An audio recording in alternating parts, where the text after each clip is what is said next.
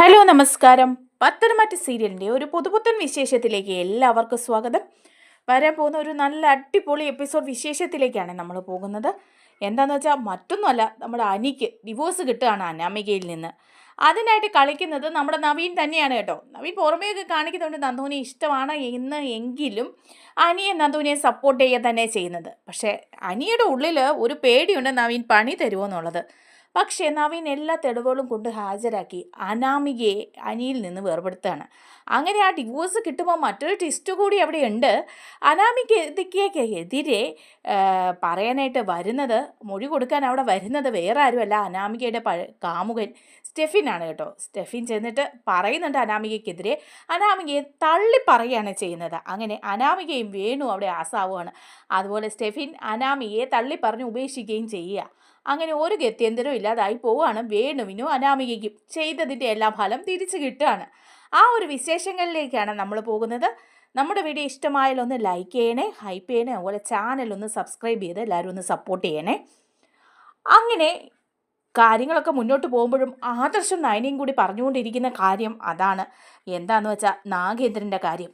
നാഗേന്ദ്രനോട് അപ്പച്ചി മാത്രമല്ല മറ്റാരോ ഇവിടെ ദ്രോഹം ചെയ്തിട്ടുണ്ട്. അത് ഇളയച്ചനും ഇളമയാണോ എന്നുള്ള കാര്യത്തിൽ സംശയമുണ്ട്.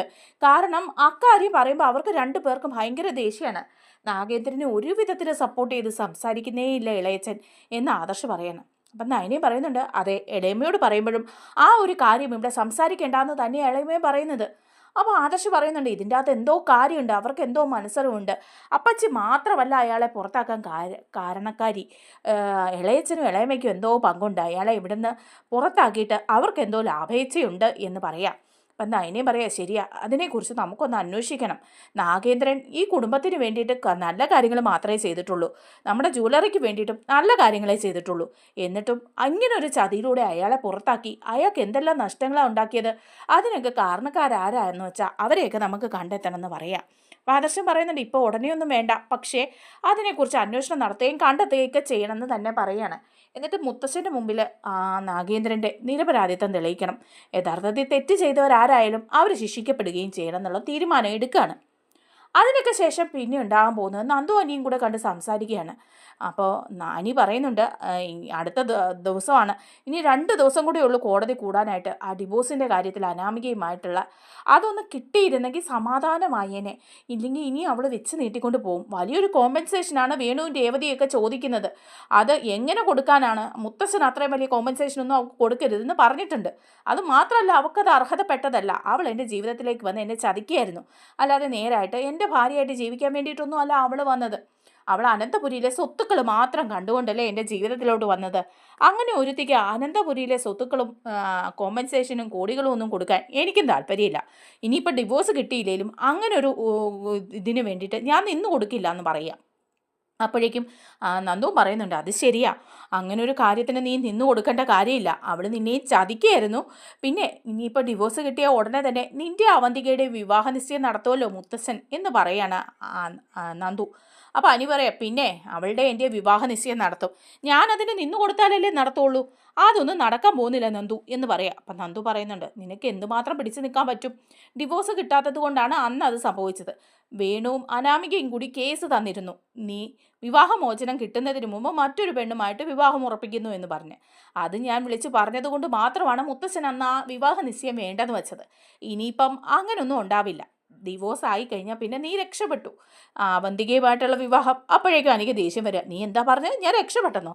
നിനക്ക് എങ്ങനെ സാധിക്കുന്നു നന്ദു ഇങ്ങനെയൊക്കെ സംസാരിക്കാൻ? ആ ടോപ്പിക് അങ്ങ് വിട്. പക്ഷേ എന്തായാലും ആ വിവാഹ നിശ്ചയം നടക്കാനൊന്നും പോകുന്നില്ല. പിന്നെ അനാമികയും എൻ്റെ ജീവിതത്തിൽ നിന്ന് ഒഴിവാക്കണം. അവൾ എങ്ങനെയെങ്കിലും ഒന്ന് ഒഴിവായി കിട്ടിയാൽ മതിയായിരുന്നു. അപ്പോഴേക്കും നന്ദു പറയാ, അതെ, നീ പോയി നവീനേട്ടനെ കണ്ടൊന്ന് സംസാരിക്കുക. നവീനേട്ടനല്ലേ വക്കീൽ. അപ്പം നവീനേട്ടൻ എങ്ങനെയെങ്കിലും ഇത് ഒഴിവാക്കി തരും.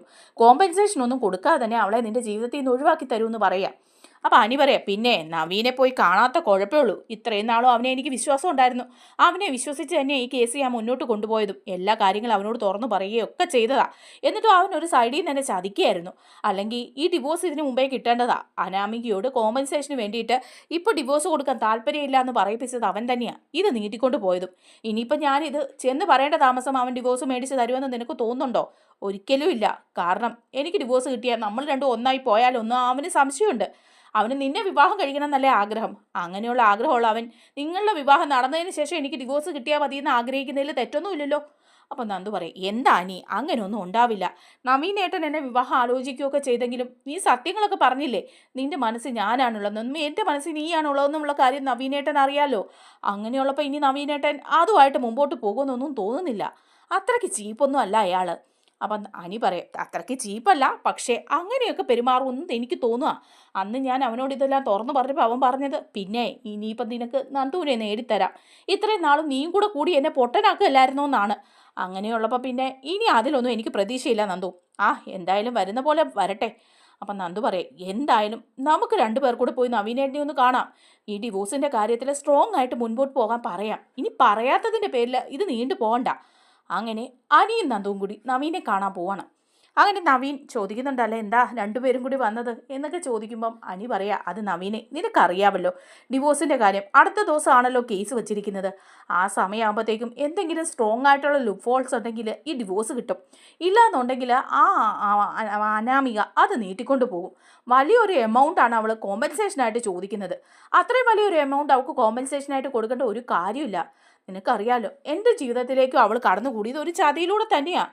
അവൾക്ക് എന്നോടുള്ള സ്നേഹം കൊണ്ടൊന്നും അല്ല എനിക്ക് വിവാഹം ആലോചിച്ച് വന്നതും അനന്തപുരി കയറി കൂടിയതും. എങ്ങനെയെങ്കിലും അനന്തപുരി കയറി കൂടണമെന്നും അവിടെ നിന്നുള്ള സ്വത്തുക്കൾ അടിച്ചു മാറ്റണമെന്നും ഉള്ളതാ. അവളുടെ സ്വഭാവം ശരിയല്ലായിരുന്നു എന്നുള്ള കാര്യം കോടതിയിൽ വ്യക്തമായതാണല്ലോ. അവൾ മയക്കുമരുന്നിന് അടിമയായിരുന്നു, ഭ്രാന്ത് ആശുപത്രിയിൽ ചികിത്സിച്ചിരുന്നു. ഇതൊന്നും പറിച്ചു വെച്ചിട്ടാണ് അവർ വിവാഹം നടത്തിയത്. അവരും പണമുള്ളതാണ്, കോടീശ്വരന്മാരാണെന്നൊക്കെ പറഞ്ഞിട്ട് ആ വേണു എന്ന് പറയുന്നവൻ ഒരു ഫേക്കായിരുന്നു, ഒരു തട്ടിപ്പ് വീരൻ, ഒരു ഫ്രോഡായിരുന്നവൻ. അതുപോലെ തന്നെ അവൾക്ക് ഒരു കാമുകനുണ്ടായിരുന്നു, അതും നവീൻ അറിയാവല്ലോ എന്ന് പറയാണ് കേട്ടോ. അങ്ങനെ സ്റ്റെഫിൻ എന്ന് പറയുന്ന ഒരു കാമുകനുണ്ട്. അവനോടൊപ്പം ജീവിക്കാൻ വേണ്ടിയിട്ടാണ് എന്നെ അവൾ ബലിയാടാക്കിയത്. ഇങ്ങനെയുള്ള ഒരുത്തിക്ക് ഇനിയും അനന്തപുരിയിൽ നിന്ന് കോമ്പൻസേഷൻ കൊടുക്കേണ്ട കാര്യമില്ല. മുത്തശ്ശനും അത് താല്പര്യമില്ല, എനിക്ക് അത്ര പോലും താല്പര്യമില്ല. ഡിവോഴ്സ് കിട്ടിയില്ലെങ്കിലും ഞാനത് സമ്മതിക്കില്ല നവീൻ എന്ന് പറയാം. അപ്പം നന്ദു പറയുന്നുണ്ട്, നവീനേട്ടാ അതല്ല, ഇവന് ഡിവോഴ്സ് കിട്ടണം. അനാമിക ഇവൻ്റെ ജീവിതത്തിൽ നിന്ന് ഒഴിഞ്ഞു പോകണം, ഇല്ലെങ്കിൽ അത് ഭയങ്കര ബുദ്ധിമുട്ടായിരിക്കും എന്ന് പറയാണ്. അപ്പം നവീൻ പറയുന്നുണ്ട്, ശരി, നന്ദു പറഞ്ഞതുകൊണ്ട് ഞാനത് നോക്കട്ടെ, വലിയ പ്രതീക്ഷയൊന്നും വച്ച് പുലർത്തണ്ട കേട്ടോ അനി എന്ന് പറയാം. അപ്പം അനി പറയുന്നുണ്ട്, നിന്നെ മാത്രമേ എനിക്ക് പ്രതീക്ഷയുള്ളൂ. നീ അവിടെ വാദിക്കുന്ന പോലെ ഇരിക്കും കാര്യങ്ങൾ നീണ്ടുപോകുന്നത്. ഇനിയും നീണ്ടു പോകാതെ പെട്ടെന്ന് തന്നെ ആ കാര്യത്തിൽ ഒരു തീരുമാനം ആകുമായിരുന്നെങ്കിൽ സമാധാനം ഉണ്ടായിരുന്നു എന്ന് പറയാം. അപ്പോൾ ഞാൻ നോക്കട്ടെ, എനിക്ക് ഉറപ്പൊന്നും തരാൻ പറ്റില്ല എന്ന് പറയാണ് നവീൻ. ഒരു അരണ്ടം മട്ടി പറഞ്ഞിട്ട് അങ്ങ് പോവാം. അപ്പോഴേക്കും അനി ഓർക്കുക, അയ്യോ ഇവൻ ഇതിനൊന്നും പരിശ്രമിക്കുമൊന്നുമില്ല, ഇവൻ എനിക്കൊരു പണി തരുള്ളൂ, ഇവൻ എങ്ങനെയെങ്കിലും നന്ദുവിനെ കല്യാണം കഴിക്കണം, അതിന് വേണ്ടിയിട്ട് ഇവൻ പണി തരും എന്നിങ്ങനെ വിചാരിക്കുക അനി. അതേസമയം നവീൻ മനസ്സിലാലോചിക്കുന്നുണ്ട്, അങ്ങനെ ഇപ്പോൾ രണ്ടും കൂടെ സൊള്ളി നടക്കണ്ട. എന്നെ രണ്ടുപേരും കൂടെ കുറച്ചിട്ട് വട്ടം കറക്കിയതല്ലേ, രണ്ടും കുറേ വട്ടം കറങ്ങട്ടെ. ഇവന് വേണ്ടിയിട്ട് കേസ് വാദിച്ച് ഇവനെ ജയിപ്പിക്കുന്ന കാര്യം ഞാൻ ഏറ്റു. അവർ രണ്ടുപേരും സ്നേഹത്തിലാണെങ്കിൽ അവർ രണ്ടുപേരുമാണ് ഒന്നിക്കേണ്ടത്. പക്ഷേ ഇപ്പോഴൊന്നും ആ വിവരം അവരറിയരുത് എന്ന് വിചാരിക്കുകയാണ് നവീനും. അങ്ങനെ നവീൻ മനസ്സിലെല്ലാം തീരുമാനിച്ചിട്ടുണ്ട് കേട്ടോ. ഈ കേസിൽ എങ്ങനെയെങ്കിലും അനിയെ ഊരിയെടുക്കുക, എങ്ങനെയെങ്കിലും ഡിവോഴ്സ് വാങ്ങിച്ചു കൊടുക്കുക, അതിന് എന്തെങ്കിലുമൊക്കെ തെളിവുകൾ കൊണ്ടുവരിക എന്നൊക്കെ നവീൻ മനസ്സിൽ വിചാരിച്ചിട്ടുണ്ട്. പക്ഷേ അനിയോട് വലിയ ഉറപ്പൊന്നും കൊടുത്തിട്ടില്ല, വലിയ കാര്യമായിട്ടൊന്നും സംസാരിച്ചില്ല. ഒരു പിണക്കം പോലൊക്കെ തന്നെ നവീൻ അങ്ങ് പോവാം. അങ്ങനെ നന്ദുവും അനിയും കൂടെ പോകുമ്പോഴേക്കുമാണ് നമ്മുടെ വേണുവിനെയും അനാമികയും വഴിയിൽ വെച്ച് കാണുന്നുണ്ട്. അപ്പോൾ വേണുവും അനാമികയും കൂടി അവരുടെ അടുത്തേക്ക് വരിക. അപ്പോൾ അനി ഒരു ഇഷ്ടക്കേടിൽ മുഖം തിരിച്ച് നിൽക്കുകയാണ്. അപ്പോൾ അനാമിക വന്നിട്ട് പറയാ, ആഹാ നീ ഇപ്പോഴും ഇവളുമായിട്ട് കറങ്ങി തന്നെ നടക്കുകയാണല്ലേ. എടാ നിന്റെ വിവാഹം ആ അവന്തികയുമായിട്ട് ആലോചിച്ച് വിവാഹ നിശ്ചയം വരെ എത്തിയതല്ലേ, എന്നിട്ടും ദേ ഇപ്പോൾ ഇവളുടെ പുറകെയാണല്ലോ. ഇനിയിപ്പോൾ ഈ ഡിവോഴ്സ് കിട്ടിയാൽ തന്നെ അവന്തികയെ വിവാഹം കഴിച്ച് സുഖമായിട്ട് നീ ജീവിക്കാനൊന്നും പോകുന്നില്ല, ഇവളുടെ പുറകെ തന്നെ പോകും. ഇവളാണെങ്കിൽ നിന്നെ വാഴച്ച വരെ നിർത്തി വളച്ചെടുത്തിരിക്കല്ലേ. ഇനിയിപ്പം എനിക്ക് വന്ന ഗതി തന്നെ ആ അവന്തികയ്ക്കും വരും എന്ന് പറയാം. അപ്പം എനിക്ക് ദേഷ്യം വരിക. അനി പറയാം, നീ ആരാ ഇതൊക്കെ പറയാൻ, നിനക്ക് വന്ന ഗതിയോ, നിനക്കെന്ത് ഗതിയാടി വന്നത്, നീയല്ലേടി എന്നെ ചതിച്ചത്. നിനക്ക് മയക്കുമരുന്നിന് അടിമയാണെന്നോ മാനസിക രോഗമുണ്ടെന്നോ നീ പറഞ്ഞോ, നിന്റെ അച്ഛൻ്റെ നിന്റെ അമ്മയുടെ യഥാർത്ഥ ഐഡൻറ്റിറ്റി വെളിപ്പെടുത്തിയോ? ഇല്ലല്ലോ. പല കള്ളത്തരങ്ങളും പറഞ്ഞല്ലേ അനന്തപുരി കയറി കൂടിയത്. പോരാത്തതിന് നിനക്ക് പുറത്ത് മറ്റു കാമുകന്മാരുണ്ടെന്നുള്ള കാര്യവും നീ വ്യക്തമാക്കിയില്ല. നിനക്ക് വേണ്ടിയത് അനന്തപുരിയിലെ സ്വത്തും പണവും മാത്രമല്ലായിരുന്നോ? അതിനു വേണ്ടി വെറുതെ ഒരു കല്യാണം കഴിച്ചു, അല്ലാതെ നീ എന്നെ സ്നേഹിച്ചിട്ടാണോ കല്യാണം കഴിച്ചത്? അപ്പോഴേക്കും അനാമിക പറയാണ്, അല്ല അതൊക്കെ നിനക്കറിയാലോ, എനിക്ക് അനന്തപുരിയിലെ സ്വത്തും പണവും തന്നെ വേണമായിരുന്നു, അതിനു വേണ്ടി മാത്രമാണ് നിന്നെ വിവാഹം കഴിച്ചത്. പിന്നെ ദേ ഇപ്പോഴും ഈ ഡിവോഴ്സ് തരാതിരിക്കുന്നത് എന്തുകൊണ്ടാണെന്ന് നിനക്കറിയാവോ? കോമ്പൻസേഷൻ കിട്ടണം. ഞങ്ങൾ ആഗ്രഹിച്ച പോലെ കോടികൾ കിട്ടണം. അങ്ങനെ കോടികൾ കിട്ടിയാൽ മാത്രമേ നിനക്ക് ഞാനൊരു ഡിവോഴ്സ് തരുള്ളൂ എന്ന് പറയാം. അപ്പോൾ ഉടനെ തന്നെ അനി പറയുന്നുണ്ട്, ദേ നാളെ കഴിഞ്ഞ് കോടതി കൂടുന്ന ദിവസമാണ്. ആ സമയത്തുണ്ടല്ലോ അവിടെ വന്നിട്ട് നീ വേണ്ടാതിനൊന്നും പ്രവർത്തിക്കാനും പറയാനും നിന്നേക്കരുത്. ഡിവോഴ്സ് പേപ്പറിൽ ഒപ്പിട്ട് തരണം. ഞാൻ അർഹിക്കുന്നത് തന്നെയാണ് ഈ ഡിവോഴ്സ്. നമ്മൾ തമ്മിൽ ഒന്നിച്ച് ജീവിക്കാനൊന്നും പോകുന്നില്ലല്ലോ ഇനി. അങ്ങനെയുള്ളപ്പം നിനക്കെനിക്ക് ഡിവോഴ്സ് തന്നാലെന്താ? എൻ്റെ തലേന്നൊന്ന് ഊരിപ്പോയാലെന്താ? അപ്പോഴേക്കും അനാമിക പറയാം, അങ്ങനെ അങ്ങ് പോകാൻ പറ്റുമോ? ഞാൻ ആഗ്രഹിച്ച് വന്ന എന്താണോ അത് കിട്ടണം. അത് കിട്ടാതെ ഞങ്ങൾക്ക് ഇപ്പം പിടിച്ചു നിൽക്കാൻ പറ്റില്ല. നീ മനസ്സിലാക്കണം. അനന്തപുരിയിലെ സ്വത്തുക്കൾ കണ്ടോണ്ടേ ഞങ്ങൾ കുറേയധികം കടമൊക്കെ വാങ്ങി വെച്ചിട്ടുണ്ട്. അതൊക്കെ വീട്ടണം എന്നുണ്ടെങ്കിൽ നിന്റെ പണം തന്നെ കിട്ടണം. അത് കിട്ടിയില്ലേ ഇതൊന്നും നടക്കാനും പോകുന്നില്ല എന്ന് പറയണം. ആഹാ, അത് കിട്ടുമെന്ന് നീ വിചാരിക്കേണ്ട. ഇനിയിപ്പം നീ എനിക്ക് ഡിവോഴ്സ് തന്നില്ലേലും ശരി, നിങ്ങൾ ആ പണം അനന്തപുരിയിലെ കോമ്പൻസേഷൻ കിട്ടുമെന്ന് നീ വിചാരിക്കേണ്ടെന്ന് പറയാം. അപ്പോൾ അനാമിക പറയാം, ആ ശരി, അങ്ങനെയാണെങ്കിൽ അങ്ങനെ. ഈ ഡിവോഴ്സ് ഇനിയും നീണ്ടു പോകും. നിനക്ക് അവന്തിയെ വിവാഹം കഴിക്കണമെങ്കിലോ ഇവളെ ഈ നന്ദുവിനെ വിവാഹം കഴിക്കണമെങ്കിലോ ഒന്നും സാധിക്കില്ലടാ, നീണ്ടു പോകും. നിനക്ക് ഞാൻ ഡിവോഴ്സ് തന്നിട്ട് വേണ്ടേ നീ കല്യാണം കഴിച്ച് സുഖമായിട്ട് ജീവിക്കാൻ? നീ അതോർത്ത് അവിടെ ഇരുന്നു. ഞാൻ ആഗ്രഹിക്കുന്ന പണം എനിക്ക് കിട്ടാതെ ഞാനത് സമ്മതിക്കില്ല എന്ന് പറയാം. അപ്പോൾ വേണു പറയാം, ശരിയാ, ദേ അനി കളിയൊക്കെ നിർത്തിക്കോ. ഞങ്ങൾ പറഞ്ഞ തുകയുണ്ടല്ലോ അതിൽ അങ്ങോട്ടും ഇങ്ങോട്ടും ഒന്നും ഒരു മാറ്റം ഉണ്ടാവാതെ തരാൻ സമ്മതമാണെങ്കിൽ ഡിവോഴ്സ് പേപ്പറിൽ അടുത്ത ദിവസം തന്നെ ഒപ്പിട്ട് തരും. നിനക്ക് പിന്നെ സ്വാതന്ത്ര്യമായി എൻ്റെ മോളെ മറന്നേക്ക്. അവൾ എങ്ങനെയെങ്കിലും ജീവിച്ചോളും. നിനക്ക് അവന്തികയോ നന്ദുവിനെയോ ഒക്കെ വിവാഹം കഴിച്ച് ജീവിക്കാം. അതോർത്തിട്ടേ നിന്റെ മുത്തച്ഛനോട് പറഞ്ഞേക്ക്, ആ മൂർത്തി സാറിനോട് പണം തരാൻ. ഇഷ്ടം പോലെ പണം ഉണ്ടല്ലോ അനന്തപുരിയിൽ. പിന്നെ നിന്റെ ജീവിതം നഷ്ടപ്പെടാതിരിക്കാൻ അത് മാത്രമേ ഉള്ളൂ നീ എന്ന് പറയുമ്പോൾ അനി പറയാം, ദേ എൻ്റെ മുന്നിൽ നിന്ന് രണ്ട് സംസാരിക്കരുത്. എനിക്ക് നിങ്ങൾക്ക് അർഹതപ്പെടാത്ത പണം ഞാൻ തരുമെന്ന് വിചാരിക്കാൻ വേണ്ട എന്ന് പറയാണ്. ആ എന്നാൽ നമുക്ക് കോടതിയിൽ കാണാം. ഈ ഡിവോഴ്സ് ഇങ്ങനെ അങ്ങ് നീണ്ടു പോട്ടെ എന്ന് പറഞ്ഞിട്ട് അവർ രണ്ടുപേരും അങ്ങ് പോവാം. അപ്പം നന്ദു പറയുന്നുണ്ട്, എൻ്റെ അനി നീ വെറുതെ അവളോട് ദേഷ്യപ്പെട്ട് അവളെ ദേഷ്യം പിടിപ്പിക്കേണ്ട കാര്യമില്ല. അവൾ വിചാരിച്ചാലേ ഇനി നിനക്ക് ഡിവോഴ്സ് കിട്ടുള്ളൂ. അവൾ എങ്ങനെയെങ്കിലും ഡിവോഴ്സ് തരാൻ വേണ്ടിയിട്ട് ഒരു നയത്തിലൊക്കെ നിനക്ക് അവളോട് സംസാരിച്ചൂടെ? എന്ത് നയത്തിലാണ് ഇനി അവളോട് സംസാരിക്കേണ്ടത്? അവൾ ചെയ്തു കൂട്ടിയ കാര്യങ്ങളൊക്കെ നിനക്ക് അറിയാവുന്നതല്ലേ? എന്തുമാത്രം ദുരിതം അനുഭവിച്ചു അവളുടെ കൂടെയുള്ള ജീവിതത്തിൽ ഞാൻ. ഇനിയും അവൾ എന്നെ ദുരിതപ്പെടുത്താൻ തന്നെ നിൽക്കുകയാണ്. അവൾക്ക് കോടികൾ കിട്ടണം. അതിനു വേണ്ടിയിട്ടാണ് അവൾ ഈ കേസ് ഇങ്ങനെ നീട്ടിക്കൊണ്ട് പോകുന്നത്. അപ്പം നന്ദു പറയാം, ഇതൊക്കെ ശരിയാവുക നീ നവീനായിട്ട് നല്ല രീതിയിൽ തന്നെ അവിടെ വാദിക്കും. അത് കഴിയുമ്പോൾ പിന്നെ നിനക്ക് ഡിവോഴ്സ് കിട്ടുകയും ചെയ്യും എന്ന് പറയാം. അങ്ങനെ അവരങ്ങ് പോവാണ്. അങ്ങനെ അനന്തപുരിയിലാണെങ്കിലും ചർച്ചയാവുകയാണ്. അങ്ങനെ കേസിന് പോകേണ്ട ദിവസമായി കോടതിയിലേക്ക് പോവുകയാണ്. അപ്പോൾ പോകാൻ നേരം ജാനകി ചോദിക്കുന്നുണ്ട്. ജാനകി ചെന്നിട്ട് അനിയുടെ അടുത്ത് നിന്ന് ചോദിക്കുന്നുണ്ട്, അനി ഇന്നല്ലേ കേസ്? അപ്പം അനി പറയാം, അതെ ഇന്ന കേസ് എന്ന് പറയാണ്. നീ നവീനോട് കാര്യങ്ങളൊക്കെ പറഞ്ഞിട്ടുണ്ടല്ലോ. എത്രയും വേഗം ആ അനാമികയുമായിട്ടുള്ള ഡിവോഴ്സ് കിട്ടണം. കിട്ടിയെങ്കിൽ മാത്രമേ ഉള്ളൂ അവന്തിക മോളുമായിട്ടുള്ള വിവാഹം നടത്താൻ പറ്റുള്ളൂ. അത് നീ മനസ്സിലാക്കിയല്ലോ. എൻ്റെ പൊന്നമ്മ, അമ്മയൊന്ന് നിർത്തുന്നുണ്ടോ? അവന്തികയുമായിട്ടുള്ള വിവാഹം നടത്തണോ വേണ്ടോ എന്ന് ഞാനാ തീരുമാനിക്കുന്നത്. എൻ്റെ തലയിൽ അവളെ കെട്ടിവെച്ച് തരേണ്ട കാര്യമൊന്നുമില്ല ആരും. ഞാൻ പല പ്രാവശ്യം പറഞ്ഞ കാര്യമാണ്. അതിന് ഞാൻ മനസ്സുകൊണ്ട് പ്രിപ്പയർ അല്ല. ഹോ എൻ്റെ ദൈവം, ഇനി നിന്നോട് ഞാനൊന്നും പറയാനില്ല. എന്തായാലും പോയി ഡിവോഴ്സ് കിട്ടിയാൽ മതിയായിരുന്നു. ആ അനാമിക കോടികളല്ലേ ചോദിക്കുന്നത്. അത് നീ മുത്തശ്ശനോടൊന്ന് സംസാരിക്ക്. കുറച്ച് പൈസ കൊടുത്തിട്ടാണെങ്കിലും അത് വാങ്ങ്. എന്തെങ്കിലും നക്കപ്പിച്ച കൊടുത്താൽ മതിയെന്നേ. ഇപ്പോൾ വളരെ മോശമായ അവസ്ഥയിലാണ് ആ വേണുവും അനാമികയൊക്കെ. അങ്ങനെയുള്ളപ്പം എന്തെങ്കിലുമൊക്കെ കൊടുത്ത് ഒഴിവാക്കാമെങ്കിൽ ഒഴിവാക്കാൻ നോക്ക് നീ. എൻ്റെ അമ്മയെ ഒന്നും കൊടുത്ത് ഒഴിവാക്കാൻ ഞാൻ ഉദ്ദേശിക്കുന്നില്ല. അവൾക്ക് അർഹതപ്പെട്ടതേ അവൾക്ക് കിട്ടുള്ളൂ. അവൾക്കൊന്നിനും അർഹതയില്ല. അവൾ നമ്മളെ ചതിക്കുകയായിരുന്നു. അങ്ങനെയുള്ള ഒരുത്തിക്ക് ഇവിടുത്തെ സ്വത്ത് തീരെഴുതി കൊടുക്കണം എന്നാണോ അമ്മ പറയുന്നത് എന്നൊക്കെ ചോദിച്ചിട്ട് അനി അവിടെ നിന്ന് ഇറങ്ങി പോവാ. അപ്പം മുത്തശ്ശനും മുത്തശ്ശിയും അവിടെ ഹോളിലുണ്ട് കേട്ടോ. അപ്പം മുത്തശ്ശൻ്റെ അടുത്ത് ചെന്നിട്ട് അനി പറയാം, മുത്തശ്ശ ഞാൻ കോടതിയിലേക്കാണ് പോകുന്നത്. അവിടെ ഇന്ന് ഡിവോഴ്സിൻ്റെ കേസ് നടക്കുന്ന ദിവസമാണ്. അനാമികയും വേണും ഒക്കെ എത്തും എന്ന് പറയാൻ. അപ്പം മുത്തശ്ശൻ പറയുന്നുണ്ട്, ഇന്ന് അവൾ ഡിവോഴ്സ് തരാൻ സാധ്യതയുണ്ടാടാ. അവൾ പണമല്ലേ ആവശ്യപ്പെട്ടത്. ഇനിയിപ്പോൾ എന്തെങ്കിലും ആകട്ടെ, ഇനി നമുക്ക് എന്തെങ്കിലുമൊക്കെ വിട്ടുവീഴ്ച ചെയ്യാം. കുറച്ച് എന്തെങ്കിലും പണം കൊടുക്കാം. ഇപ്പോൾ വലിയ ദുരിതത്തിലാണ് വേണുമൊക്കെ ജീവിക്കുന്നത്. എന്തെങ്കിലും കിട്ടിയാൽ ഡിവോഴ്സ് തരുമെങ്കിൽ അതങ്ങ് സമ്മതിച്ചേക്ക് എന്ന് പറയുമ്പോൾ അനി പറയാം, അത് പറ്റില്ല, അങ്ങനെയൊന്നും കൊടുക്കുന്നില്ല. ആ മുത്തശ്ശൻ പറയുന്ന പോലെ എന്തായാലും നക്ക പൈസ കൊടുത്താലൊന്നും അവരടങ്ങുകയല്ല. കിട്ടുന്നത്രയും പോരട്ടെ എന്നുള്ള ചിന്തയാ അതുങ്ങൾക്ക് രണ്ടിനും. ആർത്തിക്ക് ഒരു കുറവുമില്ല എന്ന് പറയണം. അങ്ങനെ അനി അവിടുന്ന് ഇറങ്ങിപ്പോയി ചെന്ന് കഴിയുമ്പം നന്ദുവിനെ കാണുവാണ്. നന്ദുവിനെയും കൂട്ടിക്കൊണ്ടാണ് കേട്ടോ പോകുന്നത്. അപ്പം നന്ദുവിനോട് പറയുന്നുണ്ട്, വാ നമുക്ക് പോകാം എന്ന് പറഞ്ഞ് രണ്ടുപേരും കൂടെ പോവാം. രണ്ടുപേരും കൂടെ പോയി നേരെ ചെല്ലുന്ന നവീൻ വക്കീലിൻ്റെ ഓഫീസിലേക്കാണ്. അപ്പം നവീൻ അവിടെയുണ്ട്. നവീനോട് ചെന്നിട്ട് പറയുന്നുണ്ട്, കാര്യങ്ങളൊക്കെ എന്തായി, എല്ലാം റെഡി ആയില്ലേ എന്ന് ചോദിക്കുക. ഇപ്രാവശ്യമെങ്കിലും നമ്മൾ ജയിക്കുമോ അതോ അവൾ കോമ്പൻസേഷൻ ചോദിക്കുമോ എന്നൊക്കെ ചോദിക്കുമ്പോൾ നവീൻ പറയുന്നുണ്ട്, അതൊന്നും എനിക്കറിയില്ല, നിങ്ങൾ കാത്തിരുന്ന് കാണ്, എൻ്റെ മാക്സിമം ഞാൻ ശ്രമിക്കാം. ഇനിയിപ്പം ഞാൻ ശ്രമിച്ചാലും നിങ്ങൾ വിചാരിക്കും നിങ്ങളെ തോൽപ്പിക്കാൻ വേണ്ടിയേ ഞാൻ ശ്രമിക്കുള്ളൂ. അഥവാ ഇനി നിങ്ങൾ തോറ്റുപോയാലും നിങ്ങൾ വിചാരിക്കും ഞാൻ മനഃപൂർവ്വം ചെയ്തതാണെന്ന്. അപ്പോൾ നന്ദു പറയേ, ഇല്ല നവീനേട്ടാ, അങ്ങനെയൊന്നും വിചാരിക്കല്ല, അനി ഒരു തെറ്റിദ്ധാരണയുടെ പുറത്ത് പറഞ്ഞതാ. നവീനേട്ടൻ എങ്ങനെയെങ്കിലും ഈ കേസിൽ നിന്ന് അനിയെ രക്ഷപ്പെടുത്തണം.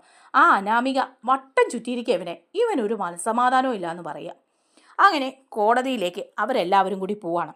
കോടതി എല്ലാം കൂടിയിരിക്കുകയാണ്. എല്ലാവരും ഉണ്ട് കേട്ടോ. അനിയും നന്ദുവും ഉണ്ട്. അതുപോലെ വേണുവും രേവതിയല്ല, വേണുവും അനാമികയും വന്നിട്ടുണ്ട്. അതേസമയം നമ്മുടെ നവീനും ഉണ്ട്. അതുപോലെ ഒരു വക്കീലിനെയും കൊണ്ടുവന്നിട്ടുണ്ട്, നമ്മുടെ വേണുവും അനാമികയും കൂടെ. ആ വക്കീലാണെങ്കിൽ ഒരു ജഗജില്ലനാണ്, കേസ് വാദിച്ച് എങ്ങനെയെങ്കിലും ജയിപ്പിക്കും എന്നുള്ള രീതി, കോമ്പൻസേഷൻ വാങ്ങിച്ചു കൊടുക്കും എന്നുള്ള രീതിയിൽ തന്നെയാണ് കേട്ടോ. അങ്ങനെ കേസൊക്കെ വാദിച്ചുകൊണ്ടിരിക്കുക. ഒരു വനിതാ ജഡ്ജിയാണ് അവരിയ്ക്കുന്നത്. അപ്പോഴേക്കും അനാമികയുടെ വക്കീൽ വന്ന് ഘോരഘൂരം വാദിക്കുകയാണ്. അനാമികയുടെ വക്കീൽ പറയുന്നുണ്ട്, ഇത് വലിയ കോടീശ്വരന്മാരുടെ കുടുംബമാണ് അനന്തപുരി തറവാട്. അവിടെ മരുമകളായിട്ട് ചെന്ന അനാമികയെ അവർ ഒരുപാട് പീഡിപ്പിച്ചു, ഒരുപാട് ദ്രോഹിച്ച്, സഹിക്കാൻ പാടില്ലായിട്ട് അനാമിക അവിടുന്ന് ഇറങ്ങിപ്പോകുന്നത്. എന്നിട്ട് അവസാനം മാനസിക രോഗി എന്ന് വരെ മുദ്രകുത്തി എന്നൊക്കെ പറയുകയാണ്. അങ്ങനെ കുറേ കാര്യങ്ങൾ അനാമികയെ ഉയർത്തിക്കൊണ്ട് പറയുന്നുണ്ട്. എന്നിട്ട് അവിടുന്ന് ഒരു സാധനം പോലും കൊടുക്കാതെ അടിച്ചിറക്കി വിടുകയാണ് ചെയ്തത്.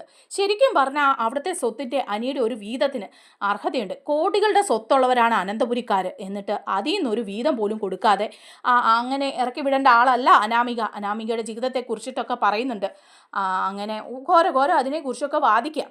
അപ്പോൾ ജഡ്ജ് പറയുന്നുണ്ട്, ശരിയാണ്, അതിനുള്ള തെളിവുകളൊക്കെ ഉണ്ടല്ലോ, അങ്ങനെ വെറുതെ ഒന്നും ഇറക്കി വിടാൻ പറ്റുന്ന കാര്യമൊന്നുമല്ല, ആ പെൺകുട്ടിക്ക് നീതി കിട്ടണം എന്ന് പറയും. അപ്പോൾ അനാമികയെ കൂട്ടിക്കയറ്റി നിർത്തി വാദിക്കുന്നുണ്ട്. അപ്പോൾ അനാമിക പറയുന്നുണ്ട്, എനിക്കൊരു നീതിയും കിട്ടിയിട്ടില്ല, എനിക്ക് കോമ്പൻസേഷനെങ്കിലും കിട്ടണം, എനിക്ക് മുന്നോട്ടുള്ള ജീവിതത്തിന് എന്നൊക്കെ പറഞ്ഞ് കരഞ്ഞ് അപേക്ഷിക്കുന്നൊക്കെ ഉണ്ട്. എനിക്ക് മറ്റൊരു പെൺകുട്ടിയുമായിട്ട് ബന്ധമുണ്ടായിരുന്നു, അതുകൊണ്ടാണ് എന്നെ ഇങ്ങനെ ഉപേക്ഷിച്ചത് എന്നൊക്കെ പറയുക. അത് കഴിയുമ്പം അനി കയറി നിന്ന് സംസാരിക്കുന്നുണ്ട്. പ്രതി കൂട്ടി കയറി നിന്നേച്ച് അനി പറയുന്നുണ്ട്. അനിയോട് നവീൻ കാര്യങ്ങളൊക്കെ ചോദിക്കുമ്പോൾ അനി കോടതിക്ക് മുമ്പിൽ കൈകൂപ്പി പറയുന്നുണ്ട് കേട്ടോ, എൻ്റെ ജീവിതത്തിലേക്ക് ഇവള് ചതിയിലൂടെയാണ് വന്നത്, എൻ്റെ ജീവിതം നശിപ്പിക്കുകയാണ് ചെയ്തത്, ഞാൻ ഒരുപാട് അനുഭവിച്ചു, ഇനിയിപ്പോൾ ഇവളെ തലയിൽ കൊണ്ട് നടക്കാനേ പറ്റില്ല, എങ്ങനെയെങ്കിലും എനിക്ക് ഡിവോഴ്സ് കിട്ടണം, കോടികളാണ് ഇവൾ കോമ്പൻസേഷൻ ചോദിച്ചിരിക്കുന്നത്, അത് ഇവൾ അർഹതപ്പെട്ടതല്ല, അതുകൊണ്ട് ബഹുമാനപ്പെട്ട കോടതി എനിക്ക് എങ്ങനെയെങ്കിലും ഡിവോഴ്സ് തരണം എന്ന് പറയാണ്. അത് കഴിയുമ്പോഴേക്കും കോടതി ഈ കാര്യങ്ങൾ പറയുന്നുണ്ട്. ഇനിയിപ്പോൾ എന്തെങ്കിലും ബാധിക്കാനുണ്ടോ എന്നൊക്കെ ചോദിക്കുമ്പോൾ നവീൻ എണീറ്റ് വന്നിച്ച് പറയാണ്, ശരിക്കും പറഞ്ഞു കഴിഞ്ഞാൽ അനിയുടെ ജീവിതത്തിലെ ഒരു ദുരിതമായിരുന്നു അനാമിക അനിയെ നശിപ്പിക്കാൻ വേണ്ടിയിട്ട് വന്നതാണ്, അതിന് തെളിവുകളൊക്കെ ഉണ്ട്. ശരിക്കും പറഞ്ഞാൽ ഒരു ഫ്രോഡാണ് അനാമികയുടെ അച്ഛൻ. എല്ലാ കാര്യങ്ങളും പറഞ്ഞിരിക്കുന്നത് വെറുതെ ആയിരുന്നു. പാൽമാറാട്ടം നടത്തി പറ്റിച്ചാണ് അനന്തപുരി തറവാട്ടിലേക്ക് മരുമകളായിട്ട് അനാമിക ചെന്നത്. അനാമികയ്ക്ക് ഒറ്റ ഒരു ലക്ഷ്യം ഉണ്ടായിരുന്നുള്ളൂ, അവിടുന്ന് സ്വത്തും സ്വർണവും എല്ലാം അടിച്ചു മാറ്റുക, അതിനുശേഷം അനിയെ ഉപേക്ഷിക്കുക എന്നും മറ്റൊരു ജീവിതത്തിലേക്ക് പോകുക എന്നുള്ള കാര്യവും എന്ന് പറയാണ്. അപ്പോഴേക്കും ഉടനെ അനാമികയുടെ വക്കീൽ പറയാ, അതിനൊക്കെ നിങ്ങളുടെ കയ്യിൽ എന്താ തെളിവുകൾ, മറ്റുള്ള ജീവിതമോ, വേറെ ആരുമായിട്ടാ, എനിക്കല്ലേ മറ്റ് അഫെയർ ഉണ്ടായിരുന്നത്, അല്ലാതെ അനാമികയ്ക്ക് അങ്ങനെ ഒരു ബന്ധമൊന്നും ഉണ്ടായിരുന്നില്ല എന്ന് പറയുമ്പം നവീൻ പറയാണ്, അങ്ങനെ ഒരു ബന്ധം ഉണ്ടായിരുന്നു, അനാമികയ്ക്ക് സ്റ്റെഫിൻ എന്ന് പറയുന്ന ഒരു ചെറുപ്പക്കാരനുമായിട്ട് ബന്ധം ഉണ്ടായിരുന്നു, അവൻ്റെ കൂടെ ജീവിക്കാനും അയർലൻഡിലേക്ക് നാട് കടക്കാനും വേണ്ടിയിട്ടാണ് അനന്തപുരിയിലെ സ്വത്ത് അടിച്ചു മാറ്റാൻ വേണ്ടി അനാമിക ശ്രമിച്ചത്, അതിന് വേണ്ടിയിട്ടാണ് അനിയെ പേരിന് വിവാഹം കഴിച്ചത് എന്ന് പറയുമ്പം ഇതിനൊക്കെ എന്തെങ്കിലും തെളിവുണ്ടോ എന്ന് ചോദിക്കുമ്പം നവീൻ പറയുന്നുണ്ട്, ഉണ്ടല്ലോ, അതിന് ജീവിച്ചിരിക്കുന്ന തെളിവ് തന്നെയുണ്ട്, ആ തെളിവുകളൊക്കെ ഞാൻ കോടതിയുടെ മുമ്പിൽ ഹാജരാക്കാമെന്ന് പറഞ്ഞ് തെളിവുകൾ ഹാജരാക്കുകയാണ്. അതിൽ ആരാണ് തെളിവെന്ന് നോക്കുമ്പോൾ സ്റ്റെഫിൻ തന്നെയാണ് കോടതിയിൽ വന്നിരിക്കുന്നത്. സ്റ്റെഫിൻ പ്രതിക്കുട്ടി കയറി നിന്നിട്ട് പറയുന്നുണ്ട്. അപ്പോൾ അന്തം വിട്ടു പോകും. അനാമികയും വേണു ഞെട്ടിത്തെറിക്കുക, സ്റ്റെഫിൻ വന്നിരിക്കുന്നു, ഇത്രയും സ്റ്റെഫിനുമായിട്ട് വിവാഹം കഴിക്കാന്നൊക്കെ വെച്ച് അനാമിക ഇരുന്ന സ്റ്റെഫിൻ വന്നിട്ട് പറയുകയാണ്, ശരിയാണ്, അനാമിക ചതിക്കുകയായിരുന്നു, ഇവരെ മാത്രമല്ല എന്നെയും ചതിച്ചു, എന്നോട് വന്ന് വിവാഹം കഴിക്കാം, ഞങ്ങൾ വിവാഹം കഴിക്കാൻ തീരുമാനിച്ചവരാണ്, അനിയെ വിവാഹം കഴിച്ചിട്ട് അനിയുടെ സ്വത്തുക്കൾ അടിച്ചു മാറ്റി അതുമായിട്ട് അയർലൻഡിലേക്ക് നാട് കടക്കാമെന്നാണ് അനാമിക പറഞ്ഞത്. ഞാൻ കുറേ നാൾ അതിനായിട്ട് കാത്തു നിന്നു, പക്ഷേ അതൊന്നും നടന്നില്ല. അനാമിക ആ കുടുംബക്കാരെ മുഴുവൻ ചതിക്കുകയായിരുന്നു, എല്ലാവരെയും, എന്നെയും ചതിക്കുകയായിരുന്നു. അങ്ങനെ എനിക്ക് വിദേശത്തേക്ക് പോകാനുള്ള അവസരം നഷ്ടപ്പെട്ടു. ഞാൻ അനാമികയെ വിശ്വസിച്ചാണ് നിന്നത്, ആ പണത്തിനായിട്ട് കാത്തു നിന്നതാണ് ഞാൻ. അത് കാരണം ഇനിയിപ്പോൾ അനാമികയുമായിട്ട് ഒരു ബന്ധത്തിനുമില്ല. കാരണം ഒരു അനിയെ ചതിച്ചതുപോലെ എന്നെ ഇവളെ ചതിക്കും എന്നെനിക്ക് നന്നായിട്ട് അറിയായിരുന്നു എന്ന് പറയാണ്. അതുകൊണ്ട് ഇവൾ ശിക്ഷ അർഹിക്കുന്നുണ്ട്, അനിക്ക് ഡിവോഴ്സ് കൊടുക്കേണ്ടതാണ് ഒരു കോമ്പൻസേഷനും ദയവേത് കോടതി അവൾക്ക് അനുവദിക്കരുതെന്ന് പറയുക ഈ സ്റ്റെഫിൻ. ഞെട്ടിപ്പോവാ വേണു രേവതി, വേണു അനാമികയും. അപ്പോഴേക്കും കോടതി പറയാണ്, ശരി, ഒരു കോമ്പൻസേഷനും വേണ്ട, എനിക്ക് ഡിവോഴ്സ് കൊടുത്തിരിക്കുകയാണ് എന്ന് പറയുമ്പം ഒരു പെൺകുട്ടിക്ക് നീതി കിട്ടണ്ടേ എന്ന് ചോദിക്കുകയാണ് അനാമികയുടെ വക്കീൽ. അപ്പോഴേക്കും ഉടനെ പറയാണ്, ഒരു പെൺകുട്ടിക്ക് നീതി കിട്ടണമെങ്കിൽ ആ പെൺകുട്ടിയുടെ ഭാഗത്ത് ഒരു ശരിയെങ്കിലും ഉണ്ടായിരിക്കണം, അല്ലാതെ മുഴുവൻ തെറ്റുകൾ ചെയ്ത ഒരുത്തിക്ക്, ഒരു ഫ്രോഡിന് ഒരു നീതിയും കിട്ടേണ്ട കാര്യമില്ല എന്ന് ജഡ്ജി പറയുക. അനാമികയും വീണു ഞെട്ടിപ്പോവുക, ആകെപ്പാടെ വിഷമിച്ച് പുറത്തിറങ്ങുകയാണ്. സ്റ്റെഫിനും പോയി. സ്റ്റെഫിൻ തന്നെ തെളിവ് വന്ന് പറയുകയും ചെയ്തു. ഒരു ഉഗ്രം പണിയല്ലേ കിട്ടിപ്പോയതെന്ന് ഓർത്ത് വിഷമിച്ചിറങ്ങുമ്പോൾ നമ്മുടെ അനിയും നന്ദുവും നവീനും കൂടെ വന്ന് വേണുവിനെ അനാമികയോടും നല്ല രീതിയിൽ സംസാരിക്കുന്നുണ്ട്. ആകെ നാണം കെട്ട് വിഷമിച്ച് അവിടെ നിന്ന് ഇറങ്ങി പോകുന്നുണ്ട് നമ്മുടെ അനാമികയും വേണുവും കൂടി. നല്ല അടിപൊളി ഒരു എപ്പിസോഡാണ് കേട്ടോ. എന്ന് പറഞ്ഞാൽ അനാമികയ്ക്ക് നല്ല ഉഗ്രം പണി നേരത്തെ ചെയ്തു വെച്ച ആ ഒരു കുശുമ്പിനൊക്കെ ഉള്ള പണി കിട്ടുകയാണ്. നമ്മുടെ വീഡിയോ ഇഷ്ടമായാൽ ഒന്ന് ലൈക്ക് ചെയ്യണേ, ഹൈപ്പ് ചെയ്യണേ, ചാനൽ കൂടി ഒന്ന് സബ്സ്ക്രൈബ് ചെയ്ത് സപ്പോർട്ട് ചെയ്യണേ. താങ്ക്